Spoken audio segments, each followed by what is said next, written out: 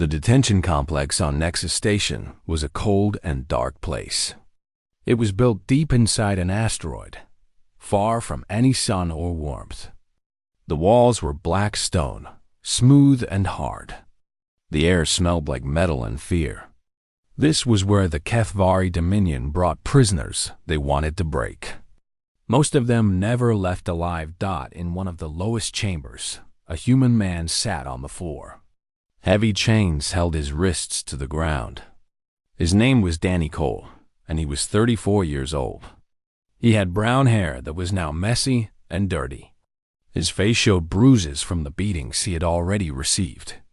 Blood had dried on his lip and above his left eye. Danny was a cargo pilot. He flew a small ship called the Wanderer and moved goods between space stations. It was simple work, and he liked it that way. He had no wife, no children, no family waiting for him anywhere. Just his ship and the stars. 3 days ago, Dominion warships had stopped him near the border of human space. They said he was carrying weapons for rebels who were fighting against the Dominion. This was not true. Danny had been carrying food supplies and medicine. But the Dominion did not care about truth. They cared about control. The door to the chamber opened with a loud hiss. Danny looked up and saw Commander Varax enter the room. Varax was HFY, the species that ruled the Dominion. He stood over 7 feet tall. His body was covered in scales the color of dried blood. His eyes were yellow with black slits in the center, like a snake. When he smiled, Danny could see rows of sharp teeth. Behind Varax came 3 other figures.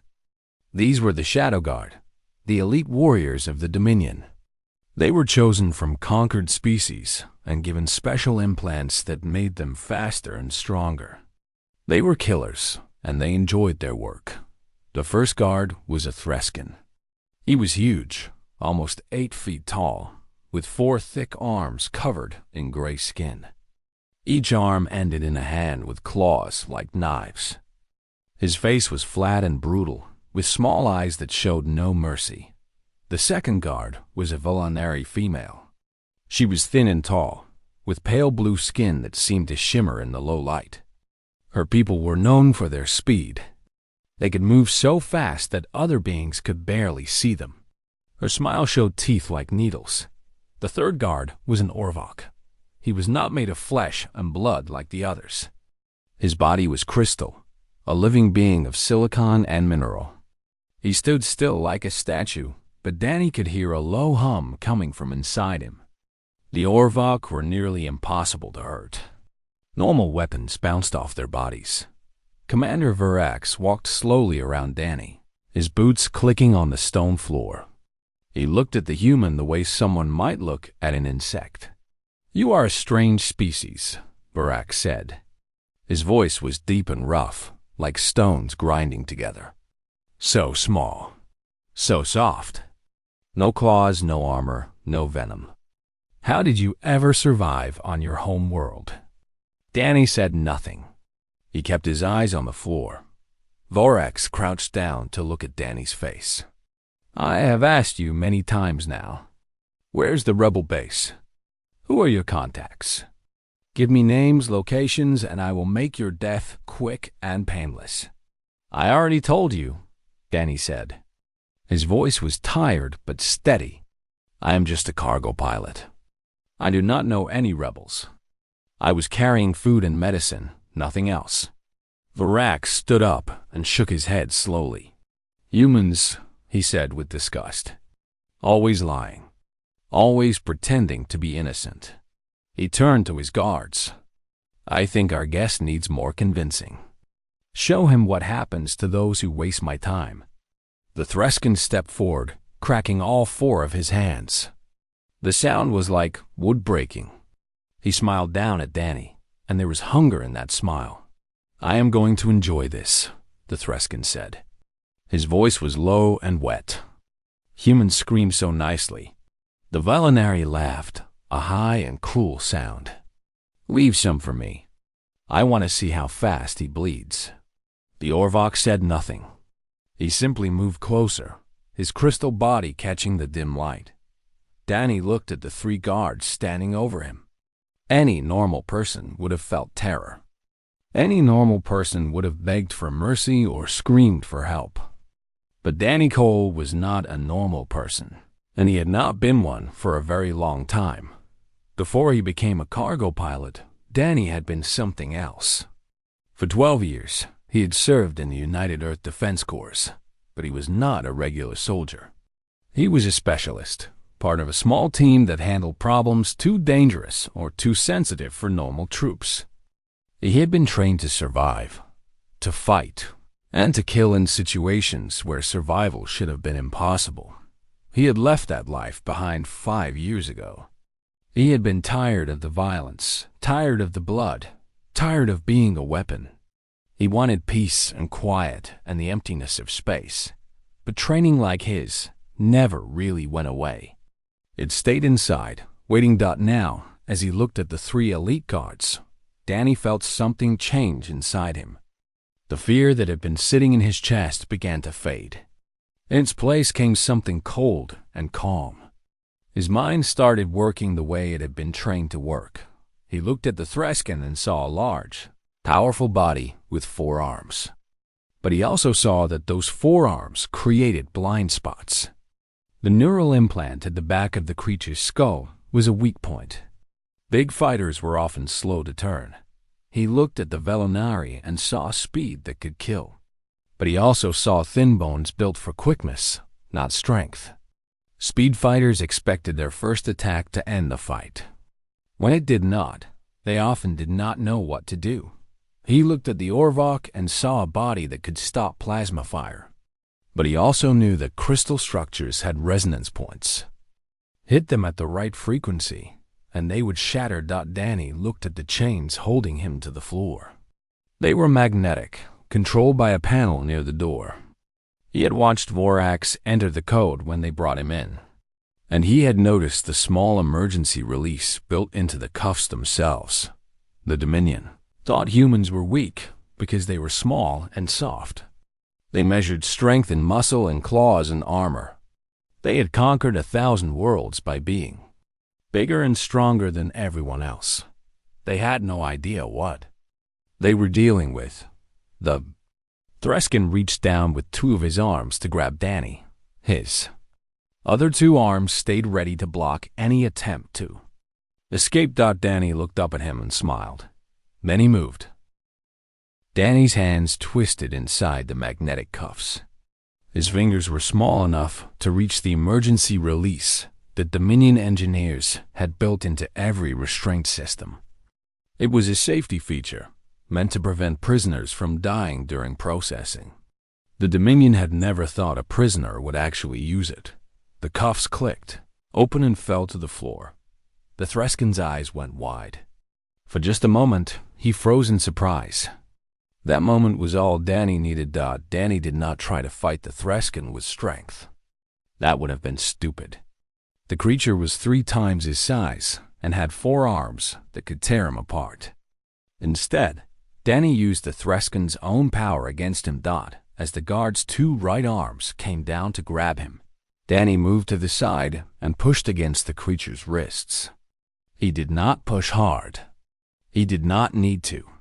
He only changed the direction of the attack by a few inches. The Threskin's 2 right arms crashed into his 2 left arms. The impact was huge. Bones cracked. The creature let out a roar of pain and confusion. Danny was already behind him.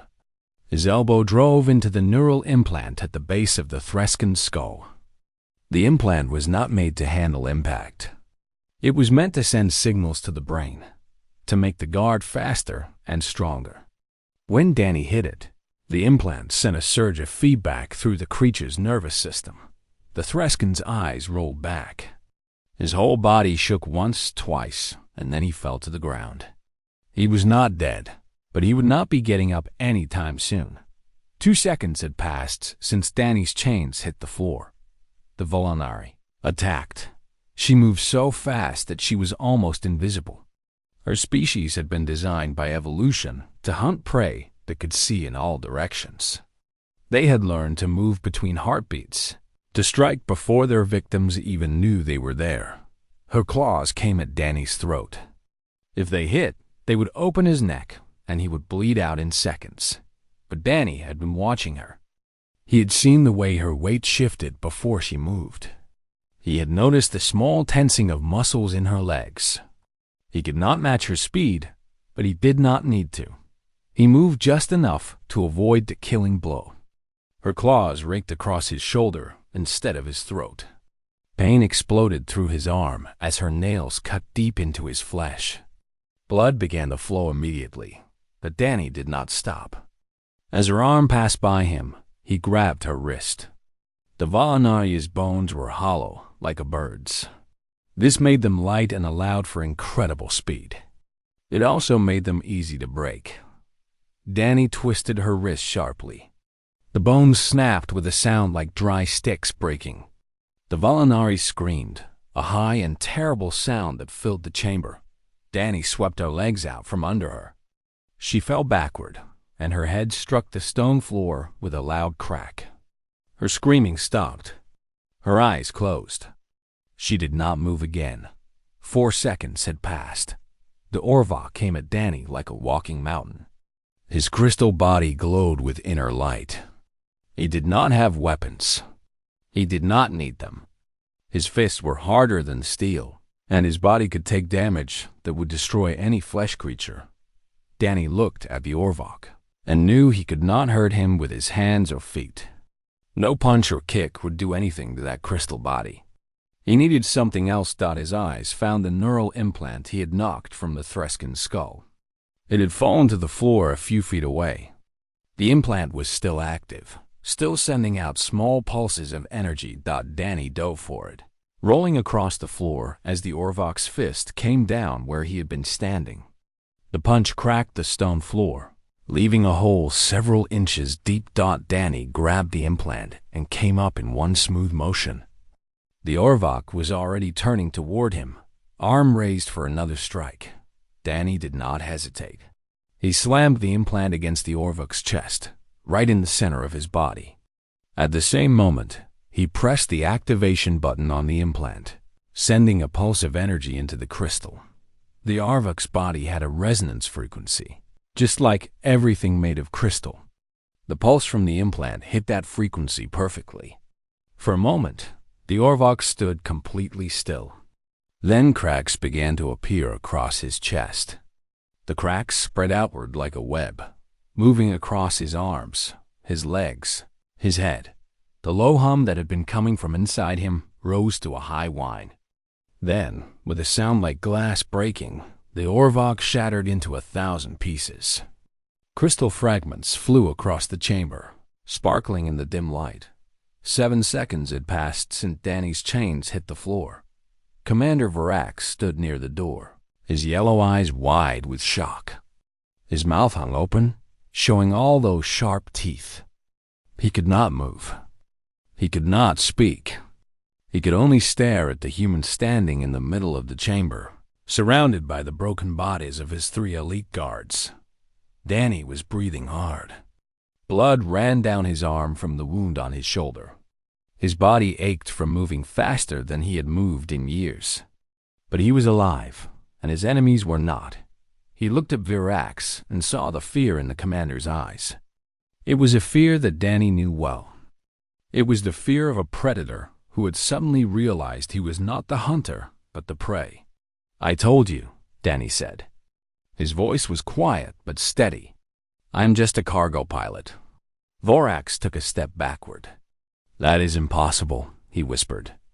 They were Shadow Guard, the finest warriors in the sector. Enhanced, augmented. You are just a human. A weak, soft human. Danny walked toward him slowly. "That is your problem," he said. "You think strength means size.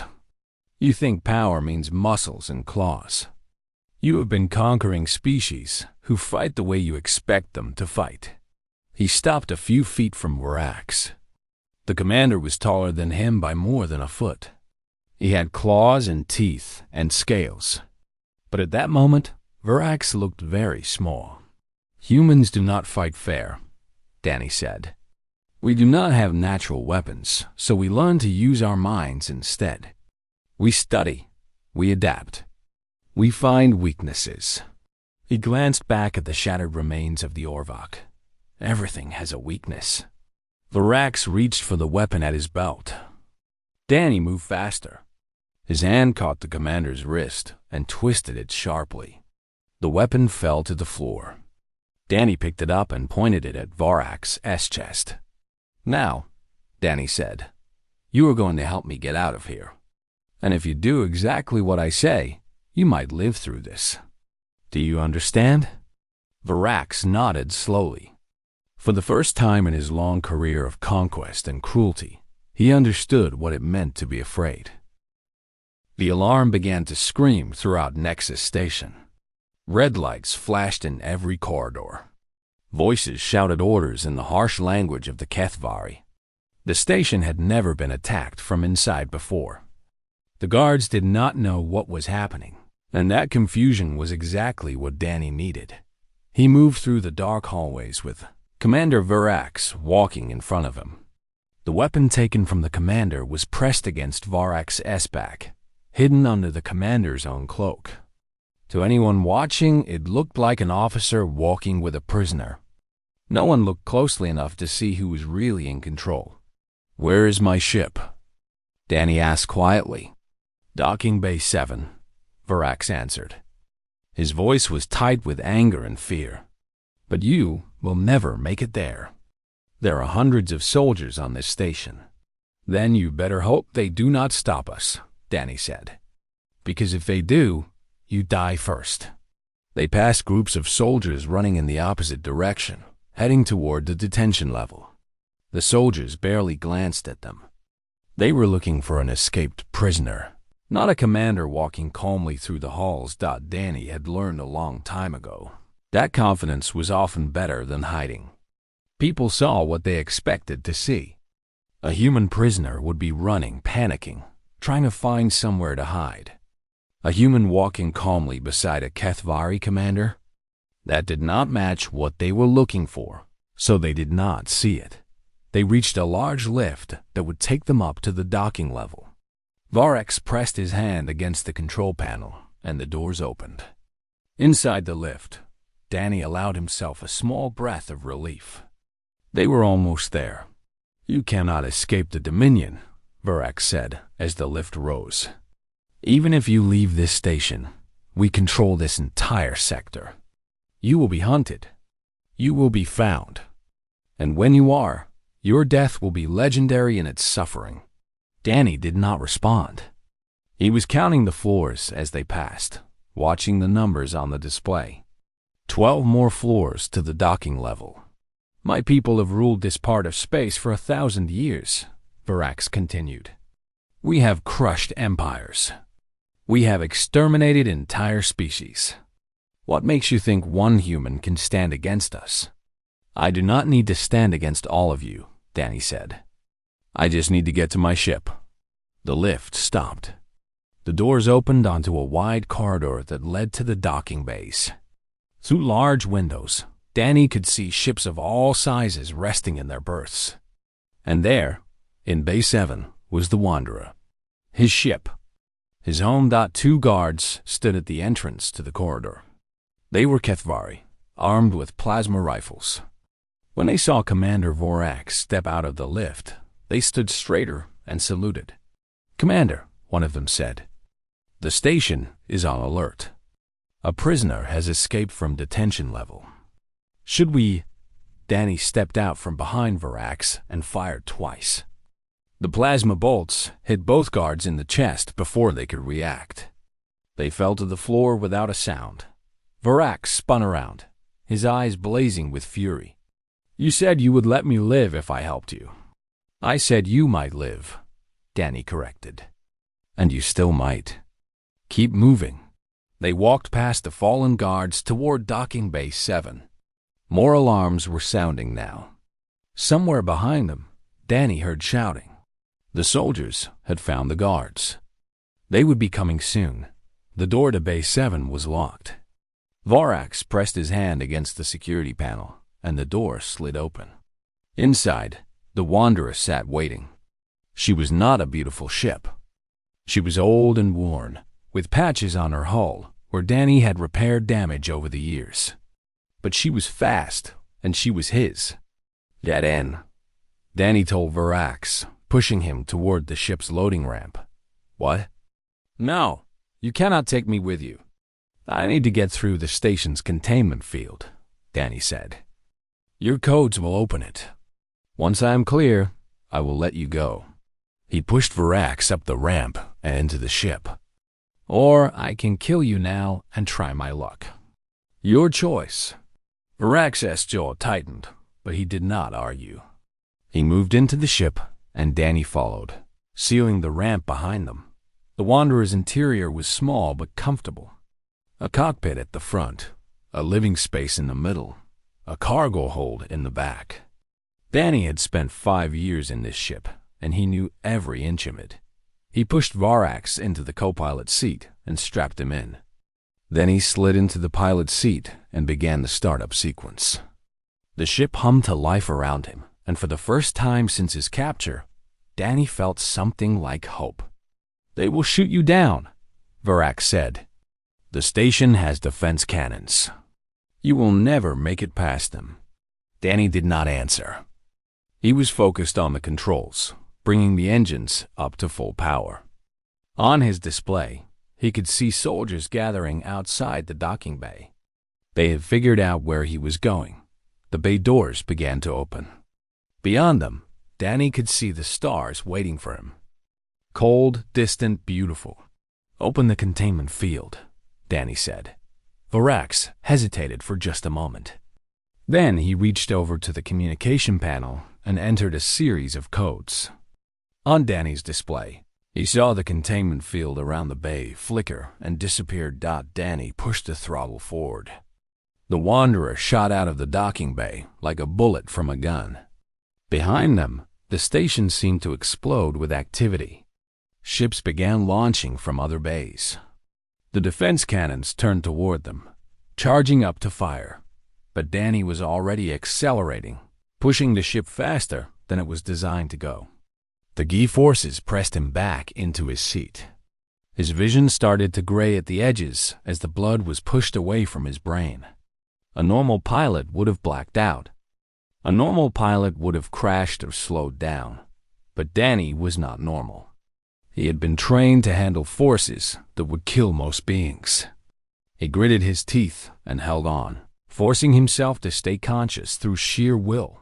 Plasma bolts flew past the ship, missing by inches. The pursuing ships fell behind, unable to match his speed. The station grew smaller and smaller on his display until it was just a tiny dot against a darkness. Danny finally eased off the throttle. His body ached. His shoulder wound had opened again, and blood was soaking through his shirt. But he was alive. He was free. He looked over at Varax, who was gasping for breath. The G-forces had nearly killed the commander. Kathvari bodies were not built for that kind of stress. "We are clear," Danny said. He reached over and unstrapped Varax from the seat. "I am going to drop you in an escape pod. Your people will find you." Varax stared at him with hatred burning in his yellow eyes. "This is not over, human. I will hunt you across every star in this galaxy. I will make you pay for what you have done." Danny smiled, a tired and sad smile. "You can try," he said, "but I think your people have bigger problems to worry about now." He opened the escape pod hatch and pushed Varax inside. Before sealing it, he leaned in close. "Tell your masters what happened here," Danny said. "Tell them that one human beat 3 of your best warriors with nothing but his hands. Tell them that your prisoner escaped from the most secure station in the sector. And then ask yourself, if one human can do this, what could all of them do together?" He sealed the pod and launched it into space. Then he turned the Wanderer toward the distant lights of human space and began the long journey home. Behind him, the escape pod tumbled through the darkness. carrying a message that would change everything. The transmission spread across Dominion space like fire in dry grass. Within 1 week, every planet, every station, every ship under Dominion control had received it. It was security footage from Nexus Station, and it showed something that should have been impossible. A single human, chained to the floor of an interrogation chamber, surrounded by 3 elite Shadow Guard warriors. The footage showed him break free from his chains in less than a second. It showed him defeat the Threskin, break the Velanari, shatter the Arvok. 7 seconds from start to finish. The footage had been leaked by someone inside the Dominion, though no one knew who. It did not matter. What mattered was that everyone had seen it. Everyone knew. On the capital world of Keth Prime, the ruling council gathered in the Imperial Palace. The palace was a massive structure of black stone and red metal, built to show the power and strength of the Dominion.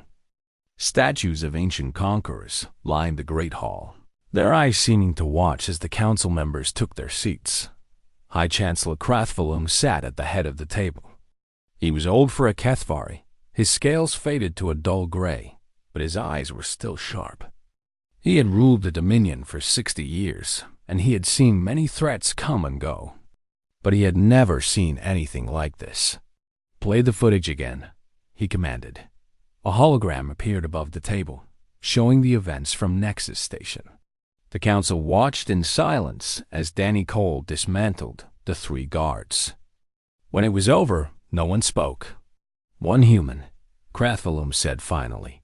His voice was quiet, but it carried through the chamber. "One unarmed, unaugmented human destroyed 3 of our finest warriors in the time it takes to draw breath." "It must be a trick," Admiral Verthax said. He was a military commander, decorated with medals from 100 campaigns. "Some kind of human technology we do not understand. Perhaps an invisible weapon or a neural device." "Our scientists have examined the footage," replied Minister Selka, who oversaw intelligence operations. "There is no evidence of any technology. The human used nothing but his body and his mind." "Then how?" demanded General Kethana. "How is this possible? Humans are weak. Our species assessment files say they have no natural advantages. Average strength, average speed, no claws or armor. They should not be able to do what this footage shows." Chancellor Krathvalum leaned forward. "That is the question, is it not? We have been studying humans since we first encountered them 30 years ago. We have tested them, measured them, analyzed them. And in every category we measure, they are unremarkable." He stood and walked to the window. Below, the capital city stretched to the horizon, a monument to Dominion power. "But perhaps," he continued, "we have been measuring the wrong things." Minister Selka cleared her throat. "There is more, Chancellor. Since the footage was released, we have received reports from across the sector. Human workers in our mining colonies have begun refusing orders. Human servants in noble households are looking their masters in the eye. There have been 3 incidents of humans fighting back against guards. 2 of those guards are dead. Then, we crush them," General Kethner said. "Send troops to every human settlement. Execute the troublemakers. Remind them of their place. And if they resist?" Krathvalum asked without turning around. "They are humans. They cannot resist our military might, can they not?" The Chancellor turned to face his council. "We have ruled this sector for 1,000 years. We have conquered hundreds of species. Do you know what made those conquests possible?" The council members exchanged glances, but said nothing. "Fear," Krathvalum said. "We were stronger than our enemies, and they knew it. They saw our warriors, our weapons, our ships, and they knew they could not win. So they surrendered. They bowed. They accepted their place beneath us." He pointed at the hologram, which still showed the frozen image of Danny Cole standing over the fallen guards. But this human was not afraid. Even chained, even surrounded, even facing certain death, he was not afraid. He looked at our finest warriors and saw weakness instead of strength. He saw opportunity instead of doom. The Chancellor walked slowly around the table, looking at each council member in turn. What happens when the other humans see this footage? What happens when they realize that they do not have to be afraid? What happens when millions of them look at us the way this one human looked at those guards? Silence filled the chamber. We have always assumed that our conquered species stay obedient because they know they cannot defeat us. Krathvalum continued. But perhaps they stay obedient because they believe they cannot defeat us. And beliefs can change. Admiral Verthax shifted uncomfortably in his seat. What are you suggesting, Chancellor? That we cannot control the humans? They are a small population in a few colonies. We could exterminate them in a month if we chose. Could we? Krathvalum asked. We have 200,000 humans under Dominion control. They work in our mines, our factories, our households. They repair our ships and grow our food. If we try to exterminate them, how many will fight back? How many will sabotage our equipment? How many will take Kethvari lives with them before they die? He looked at the hologram one last time. One human killed 3 elite guards in 7 seconds. What could 1,000 do? What could 10,000 do? General Kethaner slammed his fist on the table. You speak as if we should fear these creatures. We are the Dominion. We do not fear anyone. I am not suggesting fear, Krathvalum said calmly. I am suggesting caution. There is a difference. He returned to his seat at the head of the table. I have made a decision. We will not attempt to crush the humans. We will not increase our military presence in their colonies. Instead, we will send diplomats. We will negotiate. The council erupted in protest. Voices shouted over each other, demanding that the Chancellor reconsider. The Dominion did not negotiate with conquered species. It was unthinkable. Krathvalum raised his hand, and the chamber fell silent. We have conquered 1,000 species by being stronger, faster, more numerous, he said. But humans do not fight as the strong fight. They fight as those who have always been weak fight, with cunning, with desperation, with the willingness to die if it means taking their enemy with them. He looked around the table at the shocked faces of his council. I have lived 60 years, and I have learned one truth above all others. The most dangerous enemy is not the one who is stronger than you. The most dangerous enemy is the one who has nothing to lose and refuses to surrender. He stood, signaling that the meeting was over. Send a message to the human government. Tell them we wish to discuss the status of human workers in our territory. Tell them we are open to improvements in their conditions. The council members began to file out, muttering among themselves. Only Minister Selka remained. Chancellor, she said quietly, do you truly believe the humans are that dangerous? Krathvalum looked at the hologram one last time before shutting it off. I believe, he said slowly, that we have made the mistake of seeing humans as prey. But they are not prey. They are predators, just like us. We simply did not recognize it because they do not look like predators. He walked toward the door, then paused. And I believe that underestimating a predator is the fastest way to become its victim. Danny Cole brought the Wanderer down on a small moon called Haven's Rest. It was a quiet place, far from the main shipping routes, with nothing but gray rocks and a thin atmosphere. He had come here many times over the years when he needed to think, when he needed to be alone with the stars.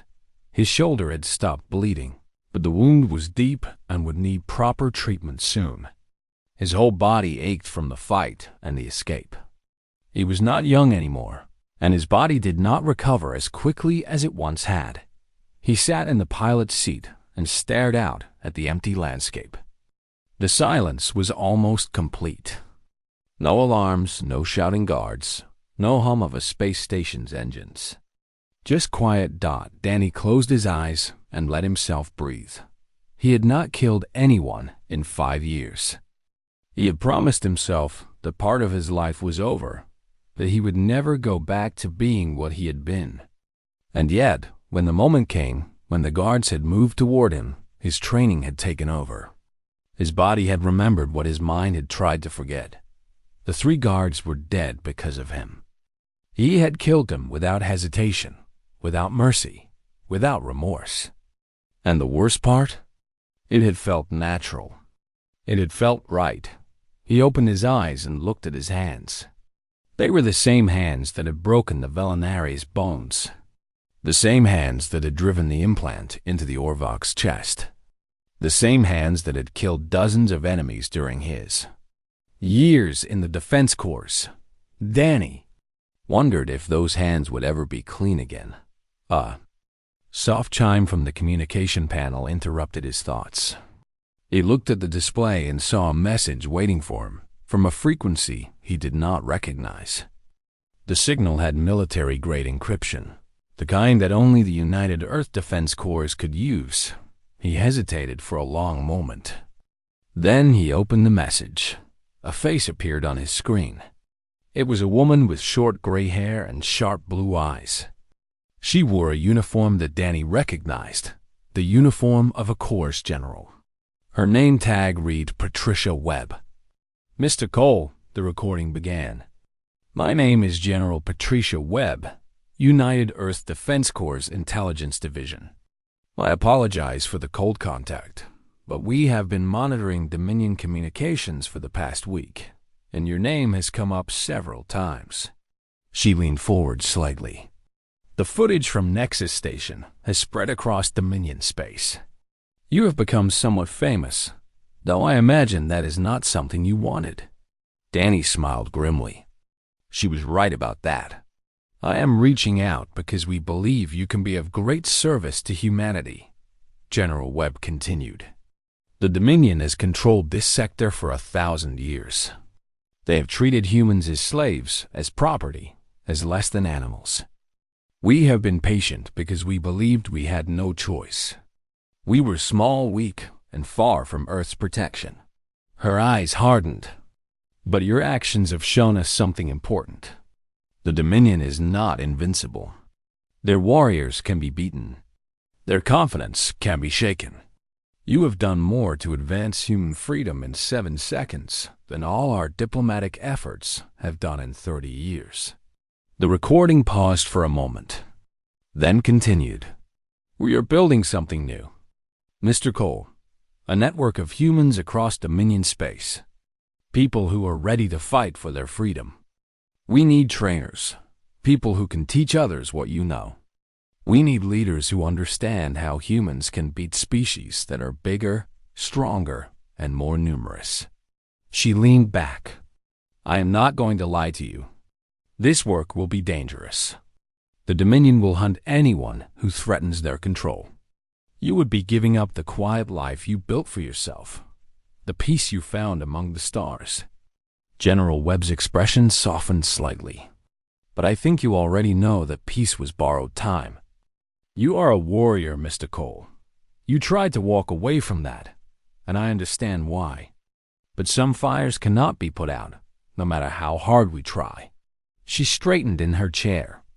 "If you are interested, respond to the coordinates attached to this message. We will arrange a meeting. No pressure, no obligation. Just a conversation about what you could do for your people." The recording ended, leaving Danny alone with his thoughts. He sat in silence for a long time, staring at the coordinates on his display. His mind kept going back to the interrogation chamber, to the moment when the Threskin had reached for him. He remembered the cold clarity that had filled his mind, the way everything had slowed down as his training took over.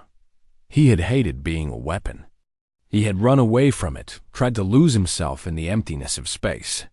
But the truth was that he had never stopped being what he was.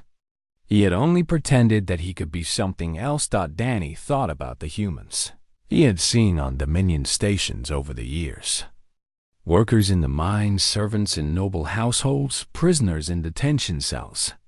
He thought about their eyes, the emptiness in them, the acceptance of their fate.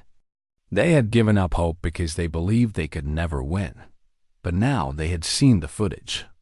They had seen one human beat 3 elite guards with nothing but his hands and his mind.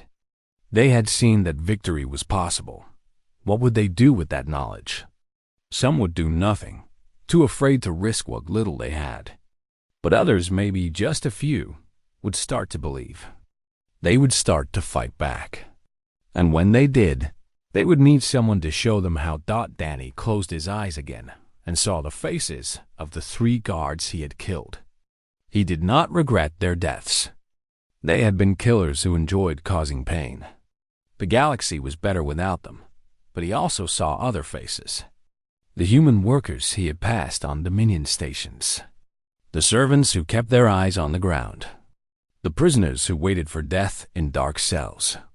They deserved better than the lives they had been forced to live. He opened his eyes and reached for the communication panel. For 5 years, he had run from who he was. He had tried to be a simple cargo pilot, a man with no past and no future. But the universe had other plans. The Dominion had dragged him back into the fight, and now he had a choice to make. He could run again. Find another quiet moon, another empty route to fly. Pretend that none of this had happened, that he had not become a symbol of something larger than himself, or he could accept what he was and use it. Not for revenge, not for glory, but for the millions of humans who had no one else to fight for them. Danny typed in the coordinates and sent his response. It was short, just 3 words. Tell me more. Then he started the Wanderer's engines and set a course for the meeting point. Behind him, Haven's Rest grew smaller until it disappeared among the stars. Somewhere in Dominion space, the footage from Nexus Station was still spreading.